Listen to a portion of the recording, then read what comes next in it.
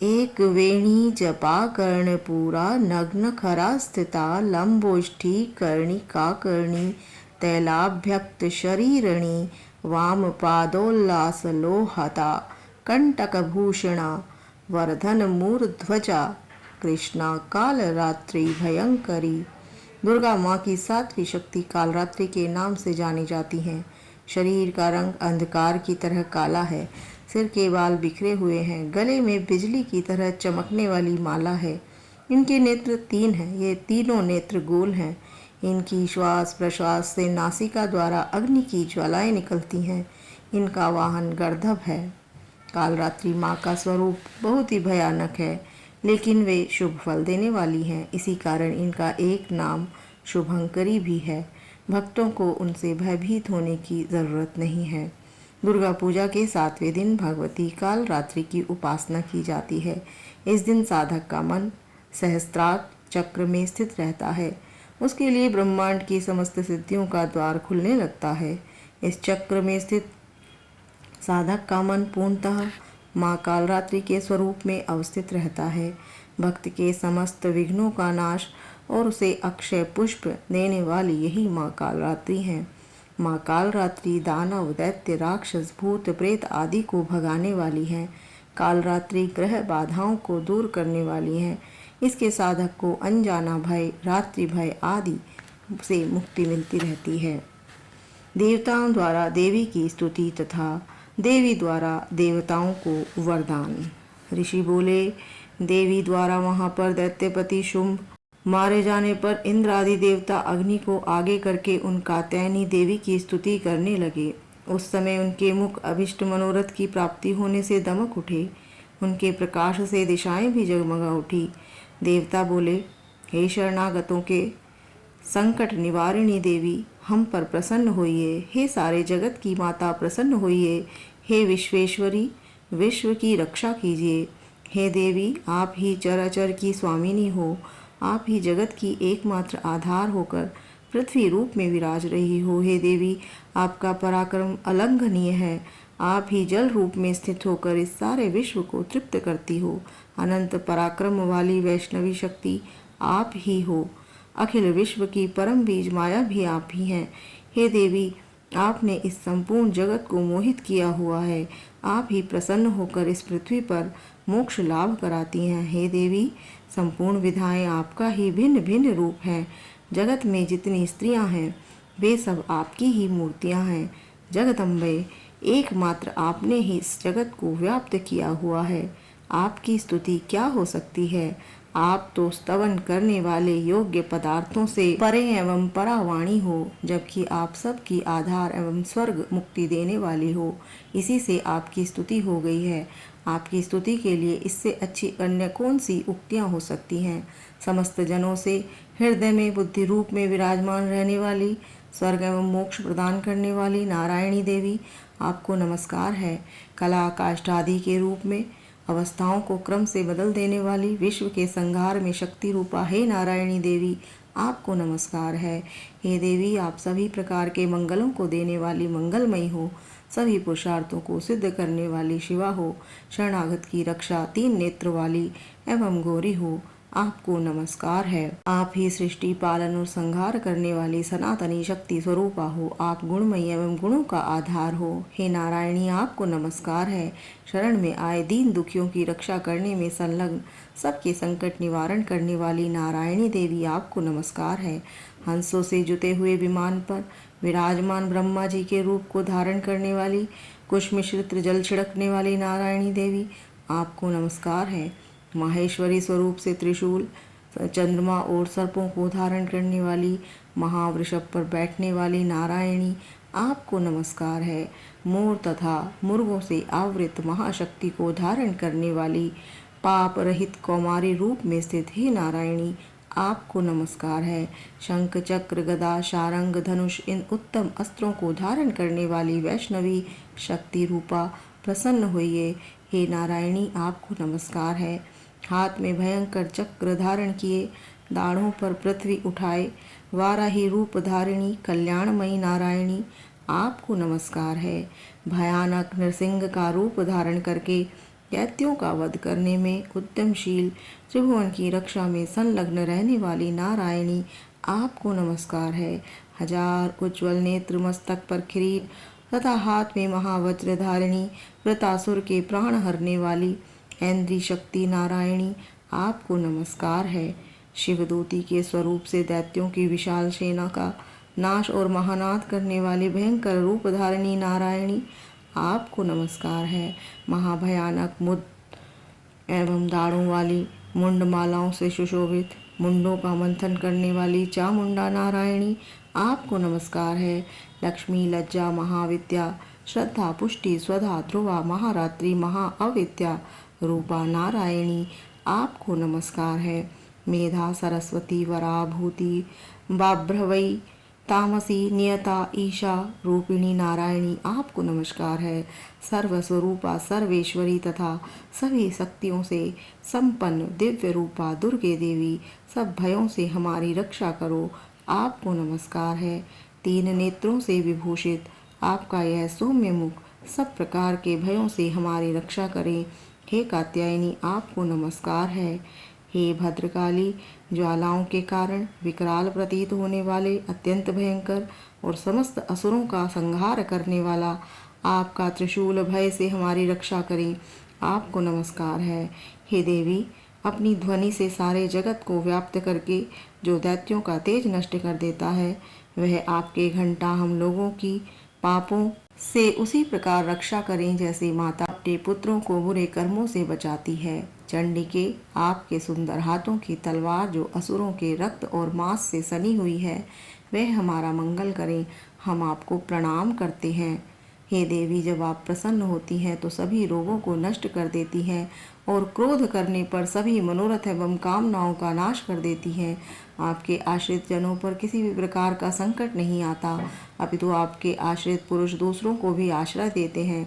आपने जो इन धर्म द्वेषी महादैत्यों का संहार किया है, उसमें अपने स्वरूप को अनेकों शक्ति रूपों में विभक्त करके किया है। हे अंबिके, आपके सिवा यह कौन कर सकता है।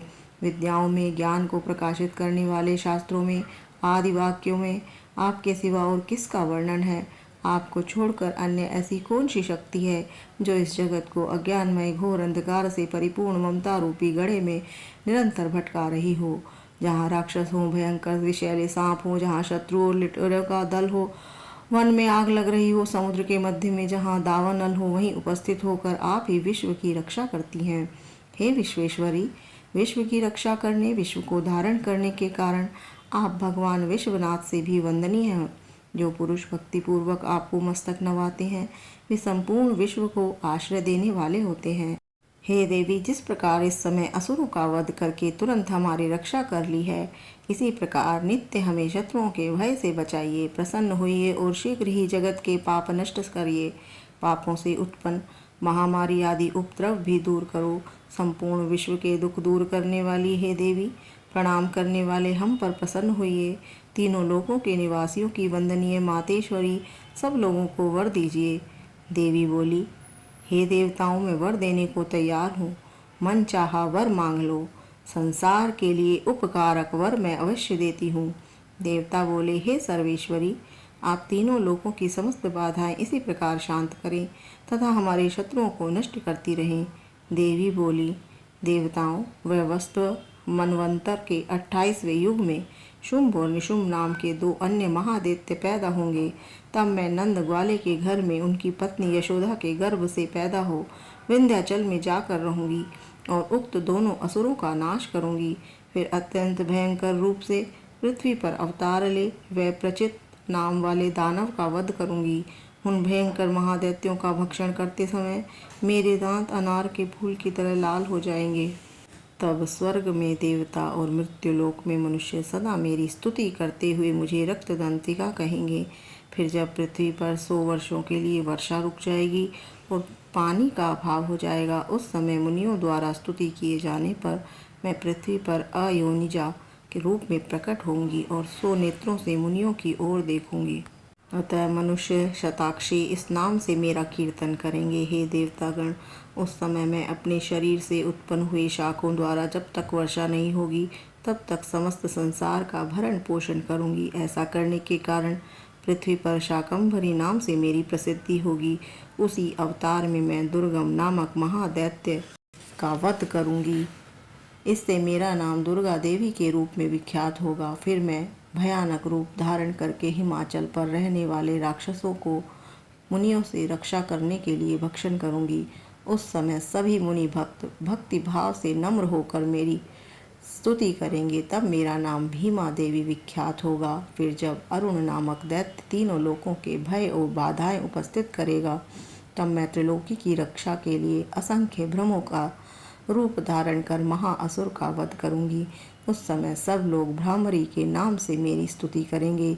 इसी प्रकार जब जब लोकों में दैत्यों द्वारा बाधाएं उपस्थित होंगी, तब तब मैं अवतार लेकर शत्रुओं का संहार करूंगी। चरित्र के पाठ का महात्म्य। देवी बोली, देवताओं, जो पुरुष एकाग्रचित होकर इन स्त्रोतों से मेरी स्तुति करेगा, उसकी सभी बाधाएं मैं निश्चय दूर कर दूंगी। और जो मधुकैटभ का नाश, महिषासुर का वध, शुंभ निशुंभ के संहार आदि प्रसंगों का पाठ करेंगे, अष्टमी, चतुर्दशी और नवमी को एकाग्र मन से भक्तिपूर्वक मेरे इन उत्तम चरित्रों का महात्म्य सुनेंगे, उन्हें किसी प्रकार का अनिष्ट छू नहीं सकेगा और न पापों से उत्पन्न आपत्तियां उन्हें दुखित कर सकेंगी, न दरिद्रता प्राप्त होगी, न प्रियजनों के वियोग का दुख ही सहना पड़ेगा।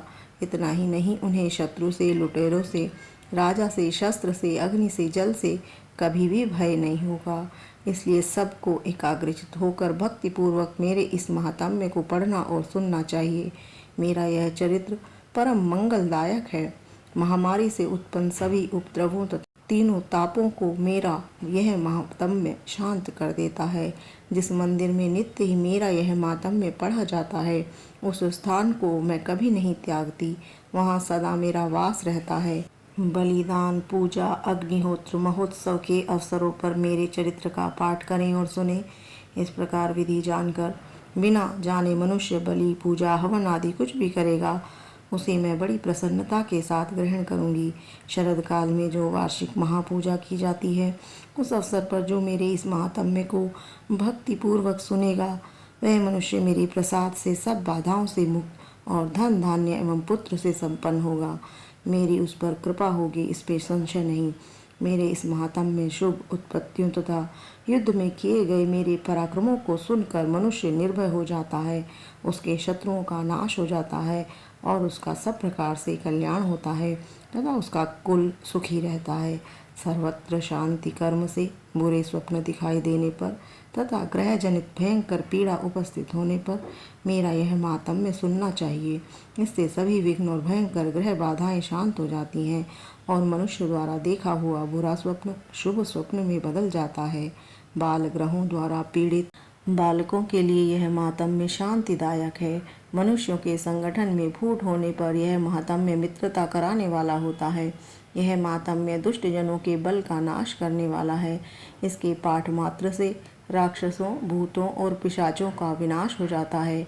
मेरा यह संपूर्ण महात्म्य मेरी सन्निधि प्राप्त करा देता है। पत्र, पुष्प, अर्ध, धूप, गंध और उत्तम सामग्रियों द्वारा मेरा पूजन करने से, ब्राह्मणों को भोजन कराने से, होम से, प्रतिदिन के अभिषेक से, अन्य प्रकार के पदार्थों के दान से, वर्ष भर जो यह सब मेरे अर्पण करके आराधना करते हैं, इससे मुझे प्रसन्नता होती है। वही प्रसन्नता मेरे इस महात्म्य के एक बार सुनने से हो जाती है। इसे सुनते ही सभी पाप नष्ट हो जाते हैं और आरोग्यता प्राप्त हो जाती है। मेरी उत्पत्तियों का कीर्तन सब भूतों से रक्षा करता है। युद्धों में वर्णित मेरा चरित्र दुष्ट असुरों का संहार करने वाला है। इसको सुनने से मनुष्य को शत्रु का भय नहीं रहता। हे देवतागण, तुमने और ब्रह्म ऋषियों ने जो मेरी स्तुतियाँ की हैं, वे सभी मंगलमयी बुद्धि प्रदान करती हैं। वन में, सूने मार्ग में अथवा दावानल से गिर जाने पर, निर्जन स्थानों में लुटेरों से गिरने पर, शत्रुओं द्वारा पकड़े जाने पर, वन में सिंह, बाघ, जंगली हाथियों के पीछा करने पर, क्रोधित राजा के आदेश से वध या बंधन स्थान में ले जाने अथवा महासागर में नाव पर बैठने वाले तूफान के नाव से डगमगाने पर, भीषण युद्ध में शास्त्रों का प्रहार और वेदनाग्रस्त होने, अनेक बाधाएं आने पर जो मेरे इस चरित्र का स्मरण कर लेता है, वह संकटों से मुक्त हो जाता है। मेरे प्रभाव से सिंह आदि हिंसक जंतु लुटेरे तथा शत्रु भी मेरे चरित्र का स्मरण करने वाले पुरुष से दूर भागते हैं। ऋषि बोले, इस प्रकार कहकर प्रचंड पराक्रम वाली भगवती चंडिका सब देवताओं के देखते ही देखते अंतर्धान हो गई। फिर सभी देवता शत्रुओं के मारे जाने से निर्भय होकर पूर्व की भांति यज्ञ भाग का उपभोग करते हुए अपने अपने अधिकार का पालन करने लगे। संसार का संहार करने वाले महाभयंकर अतुल पराक्रमी नीच देव शत्रु शुंभ और महाबली निशुंभ के युद्ध में देवी द्वारा मारे जाने पर शेष दैत्य पाताल लोक में चले गए। हे राजन, इस प्रकार भगवती अंबिका नित्य स्वरूपा देवी बार बार प्रकट होकर जगत की रक्षा किया करती हैं।